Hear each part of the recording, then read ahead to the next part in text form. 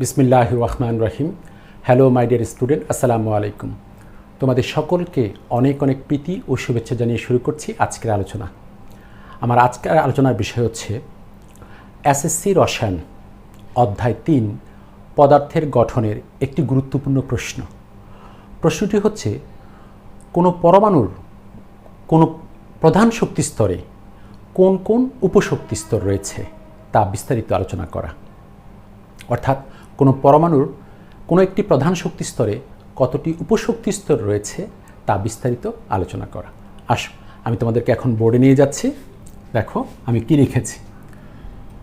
কোন প্রধান শক্তি স্তরে কতটি উপশক্তি স্তর রয়েছে সে সম্পর্কে বিস্তারিত আলোচনা করো। এই বিষয়টি খুবই গুরুত্বপূর্ণ, কারণ এই বিষয়টি জানা না থাকলে তুমি ইলেকট্রন বিন্যাস করতে পারবে না। আর যদি ইলেকট্রন বিন্যাস করতে না পারো তাহলে একটি মৌল যে অন্য একটি মৌলের সাথে বন্ধন করে যৌগ গঠন করবে সেটা তুমি করতে পারবে না। যদি তুমি ইলেকট্রন বিন্যাস না জানো তাহলে কোনো একটা মৌলের যোজনী কত হবে তাও তুমি জানবে না। যদি তুমি ইলেকট্রন বিন্যাস না জানো তাহলে পর্যায় সারণীতে কোনো একটি মৌল কোন পর্যায়ে কোন গ্রুপে অবস্থান করছে সেটাও তুমি বের করতে পারবে না। অতএব কোনো একটি পরমাণুর ইলেকট্রন বিন্যাস খুবই গুরুত্বপূর্ণ। এটা জানার ক্ষেত্রে কোনো কনফিউশন চলবে না, আমাদেরকে পুঙ্খানুপুঙ্খভাবে সঠিকভাবে জানতে হবে। আসো তোমরা যদি আমার সাথে থাকো এবং আমার কথা অনুসারে তোমরা পড়াশোনা করো, দেখবে এই প্রত্যেকটি বিষয় তোমাদের অত্যন্ত স্বচ্ছ হয়ে যাবে ইনশাআল্লাহ। আসো তোমরা বোরের পরমাণু মডেল পড়েছ, তোমরা দেখেছো যে বোরের পরমাণু মডেলে কোনো একটি পরমাণুর যে প্রধান শক্তিস্তর রয়েছে সেই প্রধান শক্তিস্তরকে এন দ্বারা প্রকাশ করা হয়। প্রধান শক্তিস্তরকে এন দ্বারা প্রকাশ করা হয়। দেখো প্রধান শক্তিস্তরকে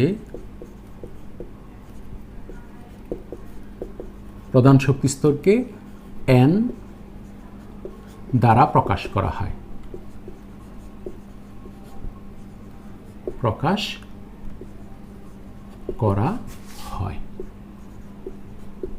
আসো আমরা একটা পরমাণু অঙ্কন করি এখানে। এই যে এটা হচ্ছে নিউক্লিয়াস, প্রথম, দ্বিতীয়, তৃতীয়, আর এইটা হবে চতুর্থ। এই যে তোমরা জানো কোনো পরমাণুর কেন্দ্রে, এই যে কেন্দ্রটা, এটার মধ্যে নিউক্লিয়াস রয়েছে। নিউক্লিয়াস মানে হচ্ছে সেখানে প্রোটন এবং নিউট্রন থাকবে। প্রোটন হচ্ছে ধনাত্মক চার্জবাহী এবং নিউট্রন হচ্ছে চার্জবিহীন, তোমরা সেটা জানো। এবং যতটা প্রোটন থাকবে নিউক্লিয়াসে ঠিক ততটি ইলেকট্রন বিভিন্ন শক্তিস্তরে বিন্যস্ত অবস্থায় থাকবে। যেমন এখানে যদি নিউক্লিয়াসে 11টি প্রোটন থাকে তাহলে এই পরমাণুটিতে 11টি ইলেকট্রন থাকবে। এই 11টি ইলেকট্রন একটা শক্তিস্তরে থাকবে এরকম নয়। এটা হচ্ছে প্রথম শক্তিস্তরে কয়েকটা থাকবে, দ্বিতীয় শক্তিস্তরে কয়েকটা থাকবে, তৃতীয় শক্তিস্তরে কয়েকটা থাকবে, চতুর্থ শক্তিস্তরে কয়েকটা থাকবে, তাদের ধারণ ক্ষমতা অনুসারে থাকবে। এবং তোমরা দেখেছো যে কোনো একটি প্রধান শক্তিস্তরে ইলেকট্রন ধারণ ক্ষমতা হচ্ছে 2n²। সেটা আমি তোমাদেরকে এখন দেখাচ্ছি। তাহলে আসো আমরা যে কাজটি করব, লিখছি n = 1। এটা হচ্ছে n = 1, এটা প্রথম শক্তিস্তর। এরপর দেখো কি লিখছি, n = 2, এটা হচ্ছে দ্বিতীয় শক্তিস্তর। এরপরে n = হচ্ছে 3, এরপরে n = হচ্ছে 4। এই n = 4 মানে চতুর্থ শক্তিস্তরকে বোঝাচ্ছে। স্যার আরও শক্তিস্তর অঙ্কন করলেন না কেন? অতগুলো দরকার নেই, তো আমরা যদি 4টা দিয়ে বুঝি যথেষ্ট হবে, এই জন্য আর পঞ্চম, ষষ্ঠ, সপ্তম অঙ্কন করলাম না। আমরা এই কয়টার জন্য যে কথাগুলো বলবো পরবর্তীগুলোর জন্য একই কথা প্রযোজ্য হবে। তাহলে আমি তোমাদেরকে ফাইনাল করছি, যে কোনো পরমাণুর প্রধান শক্তিস্তরকে এন দ্বারা প্রকাশ করা হয়। দেখো প্রধান শক্তিস্তরকে এন দ্বারা প্রকাশ করা হয়। n = 1 হলে প্রথম প্রধান শক্তিস্তরকে বোঝায়, n = 2 হলে দ্বিতীয় প্রধান শক্তিস্তরকে বোঝায়, n = 3 হলে তৃতীয় প্রধান শক্তিস্তরকে বোঝায়, n = 4 হলে চতুর্থ প্রধান শক্তিস্তরকে বোঝায়। এবার আসো এই প্রথম প্রধান শক্তিস্তরে কয়টা ইলেকট্রন থাকতে পারবে? দেখো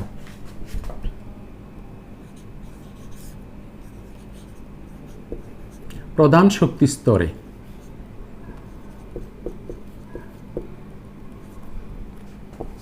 প্রধান শক্তি স্তরে ইলেকট্রন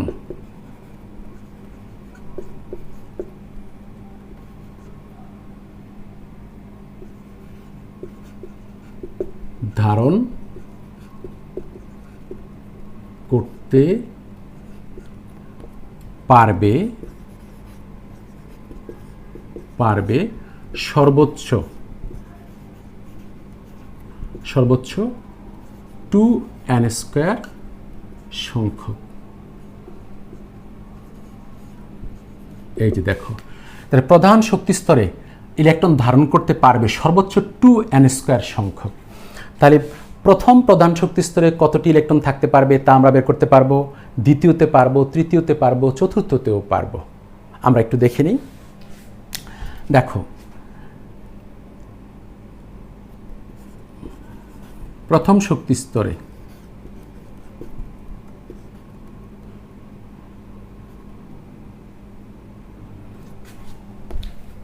আমরা লিখব প্রথম প্রধান শক্তি স্তরে, প্রথম প্রধান শক্তি স্তরে, প্রধান শক্তি স্তরে ইলেকট্রন থাকতে পারবে,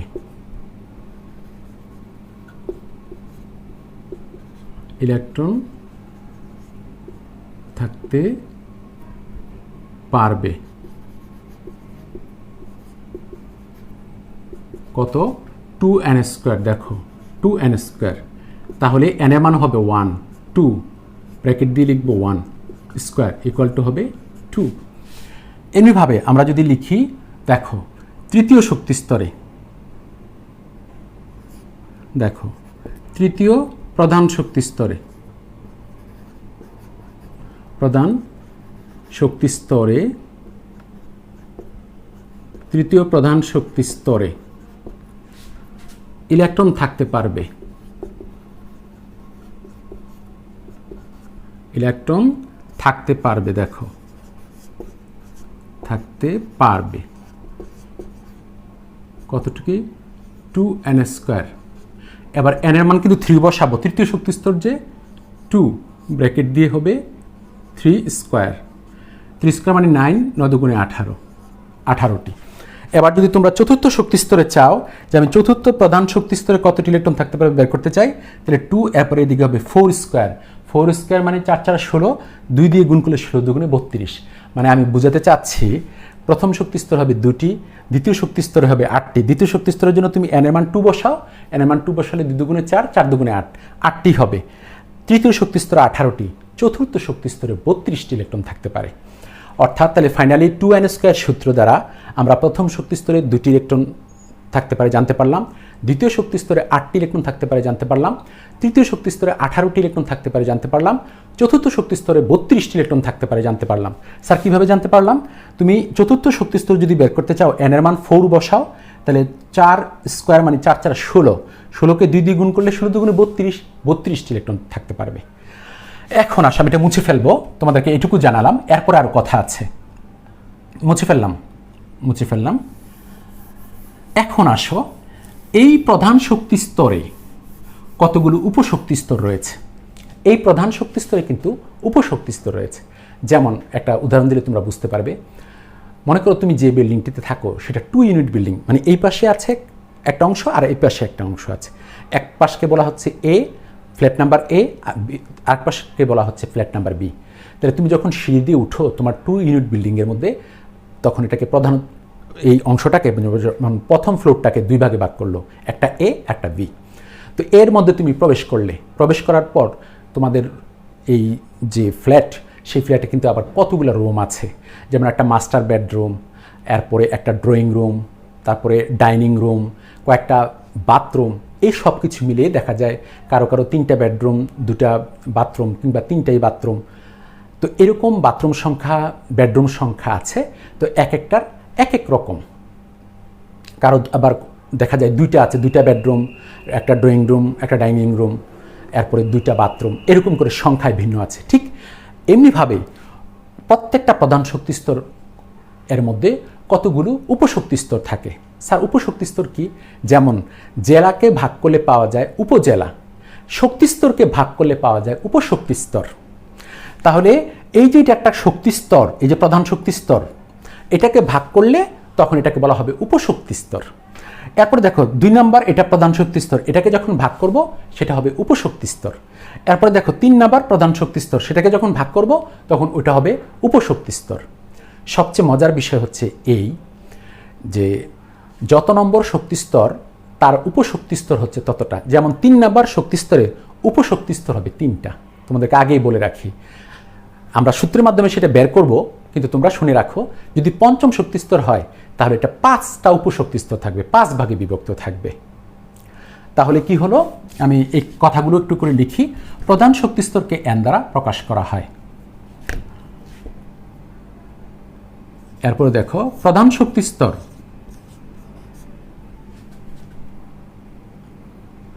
প্রধান শক্তি স্তর, প্রধান শক্তি স্তর আরও কত ভাগে? প্রধান শক্তি স্তর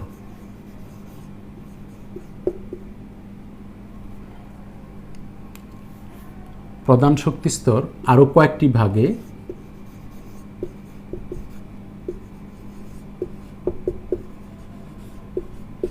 প্রধান শক্তি স্তর আরও কয়েকটি ভাগে বিভক্ত থাকতে পারে, কয়েকটি ভাগে বিভক্ত থাকতে পারে।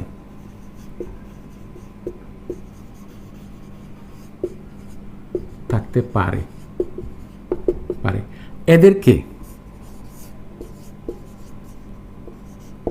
এদেরকে উপশক্তি স্তর,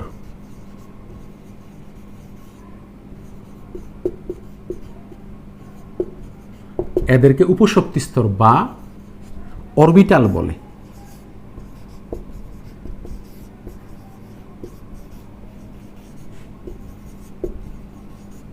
দেখো তাহলে প্রধান শক্তি স্তর আরও কয়েকটি ভাগে বিভক্ত থাকতে পারে, ওই ভাগগুলোকে বলা হয় উপশক্তি স্তর বাংলাতে, আর ইংরেজিতে বলা হয় এগুলোকে অরবিটাল। দেখো আমি কি লিখে দিয়েছি, প্রধান শক্তি স্তরকে n দ্বারা প্রকাশ করা হয়।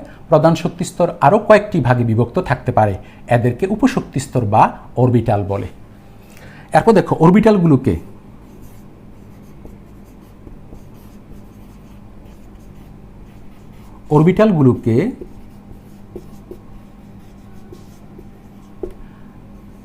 S, P, D, F দ্বারা সূচিত করা হয়। দেখো অরবিটালগুলোকে S, P, D, F দ্বারা সূচিত করা হয়। অরবিটালগুলোকে এগুলো দ্বারা S, P, D, F দ্বারা সূচিত করা হয়। লক্ষ্য করো অরবিটালগুলোকে S, P, D, F দ্বারা সূচিত করা হয়, লিখে রাখো। মুছে ফেললাম, এরপর আরো কথা লিখবো আমি। মুছে ফেললাম।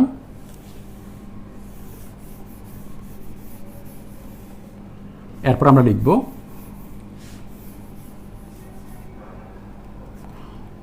উপশক্তি স্তর বা অরবিটালকে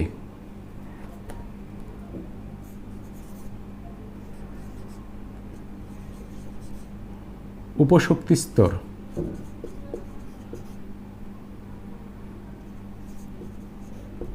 স্তর বা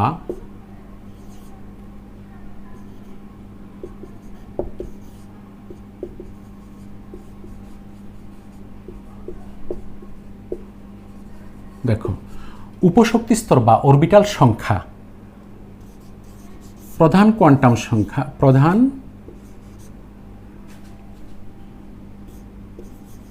শক্তি স্তর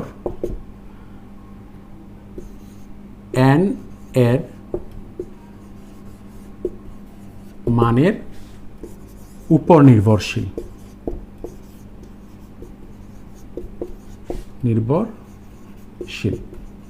একটু মনোযোগ দিয়ে লক্ষ্য করো, উপশক্তি স্তর বা অরবিটাল সংখ্যা প্রধান শক্তি স্তর n এর মানের উপর নির্ভরশীল।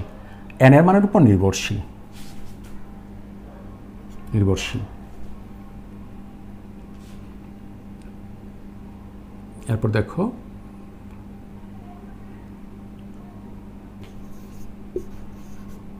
উপশক্তি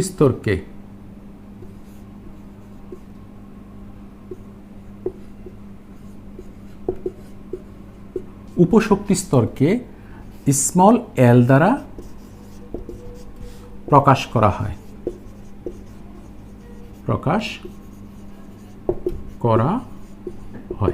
একটু ভালো করে লক্ষ্য করো, বইয়ের মধ্যে কিন্তু এই এলটা 1 এর মতো মনে হয়, এটা কিন্তু স্মল এল। তাহলে দেখো উপশক্তি স্তরকে স্মল এল দ্বারা প্রকাশ করা হয়।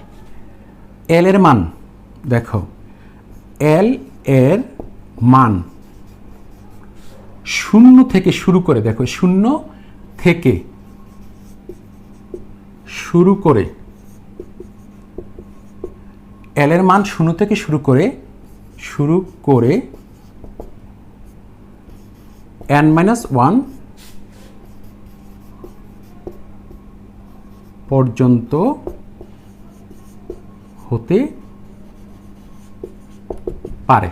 লক্ষ্য করো, এল এর মান 0 থেকে শুরু করে n-1 পর্যন্ত হতে পারে। এই লাইনটা খুবই গুরুত্বপূর্ণ। এল এর মান 0 থেকে শুরু করে n-1 পর্যন্ত হতে পারে। যেমন দেখো, যেমন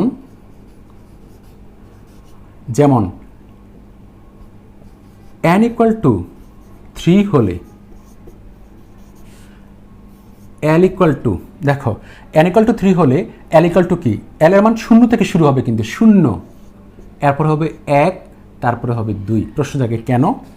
দেখো তুমি এভাবে বের করবে, কথা ছিল কি l এর মান 0 থেকে শুরু করে n-1 পর্যন্ত হতে পারে, এটা কিন্তু 1। তাহলে তুমি নিয়েছো n এর মান 3, তাহলে এবার তুমি করবে কি 3-1 করবে। এই n এর মান 3 বসাও, 3 থেকে 1 চলে গেলে 2, মানে 2 পর্যন্ত হবে। এই যে n-1 পর্যন্ত হতে পারে মানে 2 পর্যন্ত হতে পারবে। তাহলে শুরু করব 0 থেকে, তাহলে 0, 1, 2।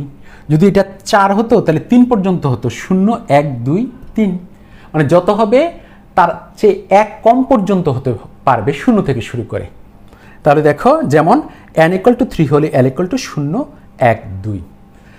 এরপর আমরা একটু কথা লিখব। মুছে ফেললাম, এটা মুছে ফেলবো, আশা করি তোমরা লিখেছো। মুছে ফেললাম। খুবই গুরুত্বপূর্ণ টপিক আজকের এই বিষয়টা। এরপরে দেখো, এরপরে কি, l = দেখো l = 0 হলে s অরবিটালকে বোঝায়।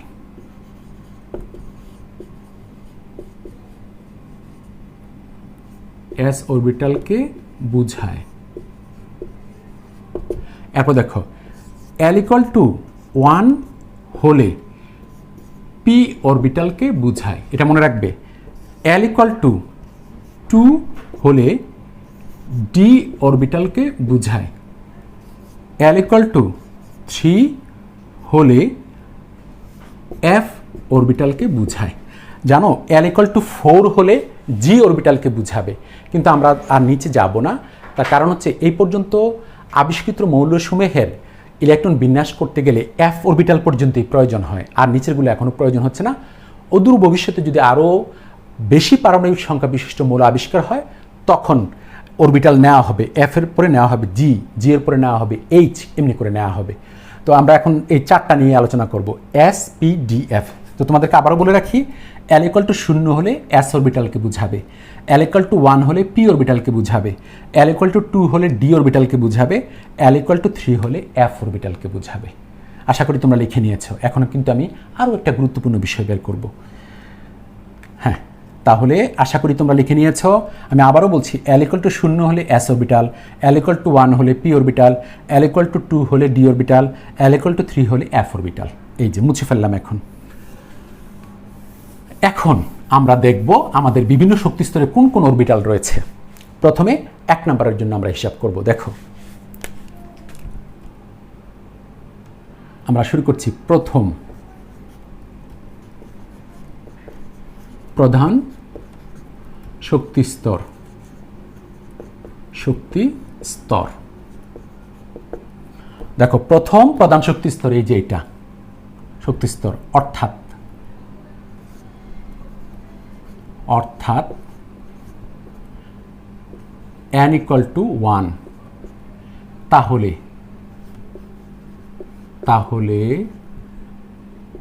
L equal to 0, L equal to 0 কেন? লক্ষ্য করো, প্রথম প্রধান শক্তি স্তর অর্থাৎ n equal to 1, কারণ প্রথম শক্তি স্তর হলে তো n equal to 1 হবে। তো মনে আছে আমি একটু আগে বলছিলাম যে n এর মান 1 হলে আমরা যদি L এর মান বের করতে যাই তাহলে কি হবে, 0 থেকে শুরু করে n-1 পর্যন্ত। তো n এর মান 1 থেকে 1 বিয়োগ করলে, মানে বলছিলাম না n-1 পর্যন্ত, n-1 পর্যন্ত, তো L এর মান 0 থেকে শুরু করলাম 0, তাহলে কত পর্যন্ত, n-1 পর্যন্ত, n এর মান 1 বসাও, 1 থেকে 1 বিয়োগ করলে 0, তাহলে 0 পর্যন্তই শেষ। এই তাহলে L equal to 0, L equal to 0 হলে s অরবিটাল হয়, L equal to 0 হলে s অরবিটাল হয়। তাহলে আমরা L equal to 0 পেয়েছি, তাহলে শুধু 1s অরবিটাল পেলাম। কেন জানো? 1s কেন লিখব? যেহেতু n equal to 1 আর L equal to 0 s orbital পেয়েছি, তাহলে এটা হবে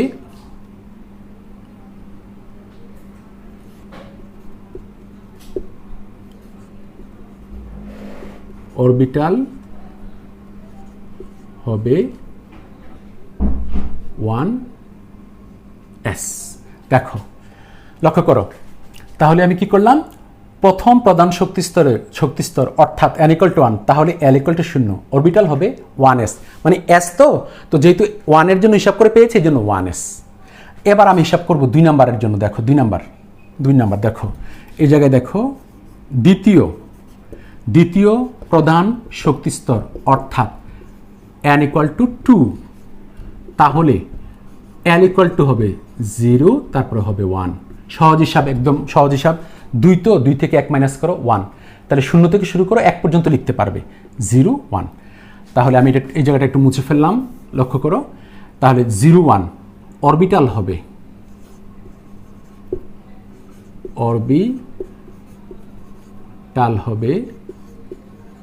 দেখো অরবিটাল কি হবে, 2s আর হবে 2p। কেন 2s? দেখো L equal to 0 হলে হয় s, R L equal to 1 হলে হবে p। যেহেতু এটা 2 এর জন্য পেয়েছি, এই জন্য লিখতে হবে 2s, এরপর হবে 2p। এই যে 2 নাম্বার শক্তি স্তরের জন্য পেয়েছি, এই জন্য 2s, তারপরে হবে 2p। তাহলে কত সুন্দর, দেখো প্রথম শক্তি স্তরে হয়ে গেছে 1s, দ্বিতীয় শক্তি স্তরে হয়েছে 2s 2p। এমনিভাবে আমি পরেরগুলো তো বের করছি। দেখো মুছে ফেললাম, এটা দরকার হবে না আর, এখন আমরা তো বুঝতেই পারছি। এবার আসো তৃতীয় শক্তি স্তর, লক্ষ্য করো, তৃতীয় প্রধান শক্তি স্তর অর্থাৎ n equal to 3, তাহলে কি L equal to, দেখো 3 থেকে তুমি 1 বাদ দাও, 2 পর্যন্ত হবে, তাহলে 0 থেকে শুরু করতে হবে, 0 1, তারপর হচ্ছে 2। অরবিটাল হবে, দেখো অরবিটাল কি হবে, 0 জন্য হচ্ছে s, কিন্তু আমরা দেব 3s। কেন? এটা 3 এর জন্য পাওয়া গেছে, যে 0 জন্য s, তাহলে 3s, 1 এর জন্য p, এই জন্য হবে 3p। এরপরে দেখো L এর জন্য 2, এই যে দেখো L এর মান 2, তাহলে d অরবিটাল, এটা হবে 3d। লক্ষ্য করো, 3s 3p 3d। দেখো তৃতীয় শক্তি স্তর 3 ভাগে বিভক্ত, দেখো 3s 3p 3d। এরপর আসো আমরা n এর চতুর্থ শক্তি স্তর, চতুর্থ প্রধান শক্তি স্তর অর্থাৎ n equal to এই জায়গায় হবে 4, তাহলে L equal to কত হবে, আমি তোমাদেরকে বলে দেই, 4 থেকে 1 মাইনাস করো 3, তাহলে 3 পর্যন্ত 0 1 2, তারপর হবে 3। তাহলে অরবিটাল সংখ্যা হবে, দেখো 0 এর জন্য হচ্ছে s, 1 এর জন্য p, 2 এর জন্য d, 3 এর জন্য f, আমরা একটু আগে সেটা লিখে দিয়েছি। তাহলে হবে 0 এর জন্য s, তাহলে 4s, তাহলে 4s, দেখো 4s 4p, তারপরে হচ্ছে 4d, এরপরে হবে 4f। দেখো 4টা s p d f, তাহলে 4s 4p 4d 4f। এমনিভাবে তুমি যদি এরকম পঞ্চম শক্তি স্তর নাও, দেখো পঞ্চম শক্তি স্তর তাহলে n ইকুয়াল টু হবে 5, তাহলে l ইকুয়াল টু হবে 0 1 2 3 4। দেখো 5 হবে না, 5 থেকে 1 কম পর্যন্ত হবে, এই যে 4। তাহলে দেখো 0 1 2 3 4, তাহলে অরবিটাল সংখ্যা হবে দেখো 5s, তারপরে হবে 5p, তারপরে হবে 5d, তারপরে হবে 5f। জানো এরপরে হবে 5g, জিটা আমরা লিখবো না, দরকার নেই এটা আমাদের। ব্যাস, এখন আমরা বুঝতে পারলাম যে আমরা পরেরটাতে লিখবো 6s 6p 6d 6f, এরপরেরটাতে লিখবো 7s 7p 7d 7f। তাহলে যেহেতু আমরা এগুলো হিসাব করতে জানি, এখন আমি করব কি বিভিন্ন শক্তি স্তরের অরবিটালগুলো এখন একটু হিসাব করে লিখবো। তোমরা আগে এটা লিখে ফেলো, আশা করি তোমরা দেখেছো লিখেছো। আমি এখন একটু মুছে ফেললাম।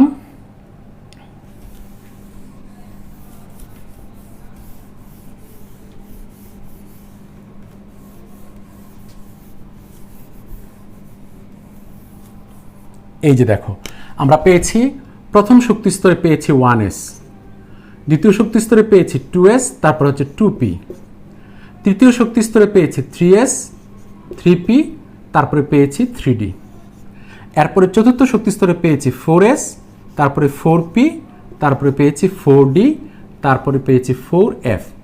পঞ্চম শক্তি স্তরে পাবো 5s 5p 5d, তারপরে 5f, এরপরে g আমরা লিখবো না, শুধু f পর্যন্তই লিখবো। এরপরে লিখবো দেখো 6s 6p 6d, তারপর দেখো 6f। এরপর লিখবো, কারণ এই পর্যন্ত মৌলের পরমাণুর সপ্তম শক্তি স্তর পর্যন্ত আবিষ্কার হয়েছে, এই জন্য 7 নাম্বার পর্যন্ত লিখছি। তাহলে দেখো 7s 7p 7 হবে 7d, এইখানে হবে 7f। এই যে, তাহলে প্রথম শক্তি স্তরে শুধু s অরবিটাল আছে, দ্বিতীয় শক্তি স্তরে sp আছে, তৃতীয় শক্তি স্তরে spd আছে, চতুর্থ শক্তি স্তরে spd, এরপরে f আছে, পঞ্চম শক্তি স্তরে spdf আছে, ষষ্ঠ শক্তি স্তরে spdf আছে, সপ্তম শক্তি স্তরে spdf আছে। তো 7s বুঝালে, যদি তুমি 7s বলো তাহলে বুঝতে পারবে সপ্তম শক্তি স্তরের s অরবিটাল, অর্থাৎ এটি একটি উপশক্তি স্তর, 7 নম্বর প্রধান শক্তি স্তরের একটি উপশক্তি স্তর। 7 নম্বর 7p মানে হচ্ছে 7 নম্বর প্রধান শক্তি স্তরের p একটি উপশক্তি স্তর। এমনিভাবে এই উপশক্তি স্তরগুলো সাজানো হলো। এখন যে কোনো উপশক্তি স্তরের ইলেকট্রন ধারণ ক্ষমতা হচ্ছে, দেখো এটা লিখছি, যে কোনো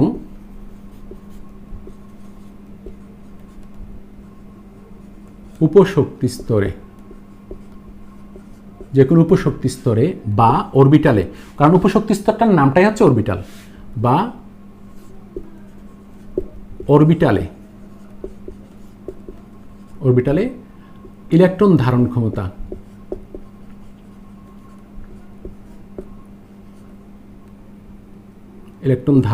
হচ্ছে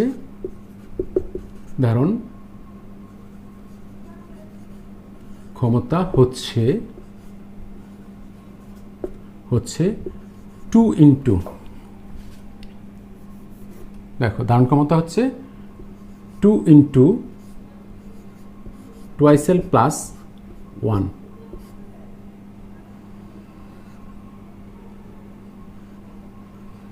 আমি আবারও বলি, দেখো যে কোনো উপশক্তি স্তরে বা অরবিটালে ইলেকট্রন ধারণ ক্ষমতা হচ্ছে 2 ইন্টু টুয়াইসেল প্লাস 1, এটা কিন্তু অবজেক্টিভে আসে 2 ইন্টু টুয়াইসেল প্লাস 1। এখন আমি দেখো s অরবিটালে কয়টি ইলেকট্রন থাকতে পারবে তা হিসাব করতে পারবো, কারণ s অরবিটালের জন্য l এর মান 0, তাহলে তুমি যদি 2 ইন্টু 0 বসাও তাহলে এটা 0 হয়ে যাবে, তাহলে এটা 0, 2 দিয়ে 1 কে গুণ করলে 2, তাহলে s অরবিটালে ইলেকট্রন থাকবে, দেখো s অরবিটালে আমরা এখানে লিখে দেই, দেখো s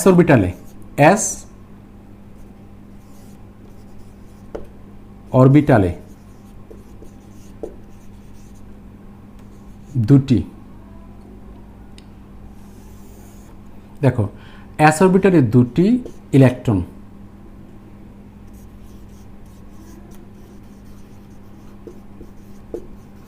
থাকতে পারবে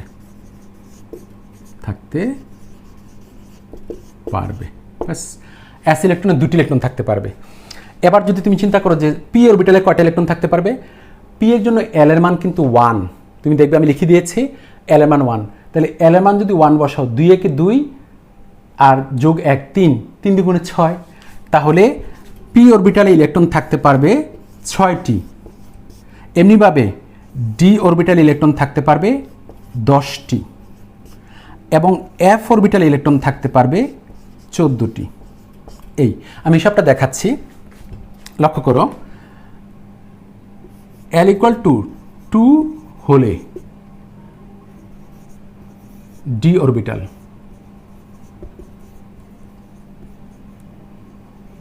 দেখো l = 2 হলে d অরবিটাল, তাহলে ইলেকট্রন থাকতে পারবে, দেখো ইলেকট্রন থাকতে পারবে কি, এই যে 12 + 1 = 2 ইন্টু, লক্ষ্য করো l এর মান কিন্তু 2 যোগ 1 = দেখো 2 দুগুণে 4, 1 5, 5 দুগুণে 10, এই যে দেখো এই যে d অরবিটালে 10টি ইলেকট্রন থাকতে পারবে। তাহলে l = দেখো l =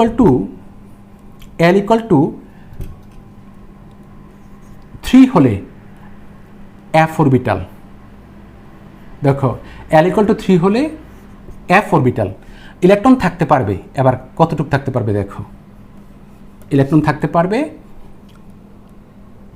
2 × 3 + 1, এই যে দেখো এখানে l এর মান আমি কত বসালাম, 3 বসালাম, তাহলে কি হলো 3 দুগুণে 6 যোগ 1, তাহলে 7, 7 দুগুণে 14,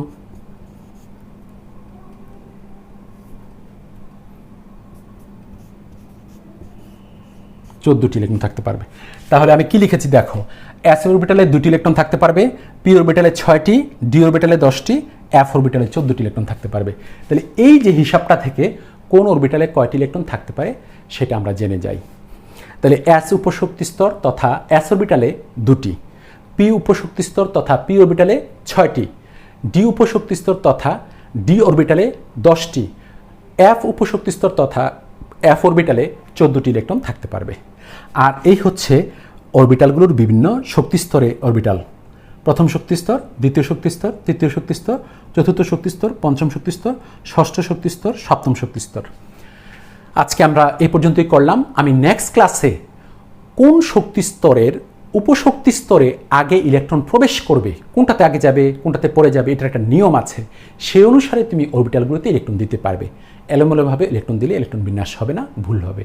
তো কিভাবে ইলেকট্রন বিন্যাস করব তার সঠিক নিয়ম আমরা নেক্সট ক্লাসে শিখব। আজকে শুধু কোন প্রধান শক্তি স্তরে কতটি উপশক্তি স্তর রয়েছে, সেই উপশক্তি স্তরে মোট কয়টি ইলেকট্রন থাকতে পারবে তা আজকে আমরা জানতে শিখলাম। আশা করছি তোমরা বুঝতে পেরেছ এবং আমি যা বুঝালাম তা বুঝে তোমরা করবে কি, তোমাদের পাঠ্য বইটা নিয়ে একটু রিডিং পড়বে, দেখবে সবটাই তোমাদের অনেক ইজি লাগবে। এর পরের ক্লাসে আমি তোমাদেরকে ইলেকট্রন বিন্যাসের নিয়ম শেখাবো। আজকে এই পর্যন্তই থাকবে। ভালো থেকো, সুস্থ থেকো, দেখা হবে আগামী ক্লাসে। সে পর্যন্ত ভালো থেকো। তোমাদের সকলকে ধন্যবাদ জানিয়ে শেষ করছি আজকের ক্লাস। আল্লাহ হাফিজ, ফি আমানিল্লাহ। ধন্যবাদ সকলকে।